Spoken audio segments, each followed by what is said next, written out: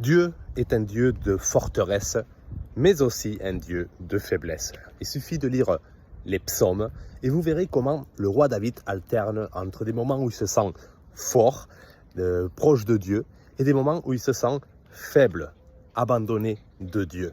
Et pourtant, si on lit Jérémie, on peut voir que à un moment, Dieu dit « Je suis un Dieu de près, mais aussi un Dieu de loin ». Ce qui on pourrait interpréter comme « Je suis un Dieu de force, mais aussi de faiblesse ». Je suis un Dieu de bien, mais aussi de mal. Le prophète Jérémie lui-même se sent à un moment trahi par Dieu, d'une certaine façon. Il dit à un moment « Tu m'as séduit et je me suis laissé séduire ». Donc, façon de dire, et maintenant Jérémie est devenu à cause de ça un objet de moquerie de la part des gens.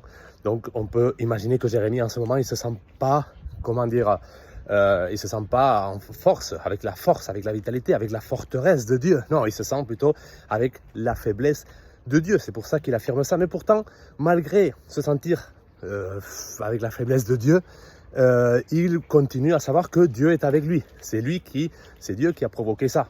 Le problème, c'est lorsque on commence à se dire, en nous sentant éloignés de Dieu, je suis sous l'emprise de Satan, mais on est en train de créer un deuxième Dieu. On est en train de créer une sorte de polythéisme. C'est pour ça que le serpent qui aurait séduit Ève et Adam, et le Dieu qui parlait là-haut ou je ne sais pas où, mais c'est en fait le même. C'est en fait le même. Le Dieu d'en bas, le Dieu d'en haut, le Dieu de près, le Dieu de loin, c'est toujours le même. Voilà les amis, j'espère que vous aimez. Dites-moi ce que vous pensez en commentaire et moi je vous dis à bientôt. Ciao.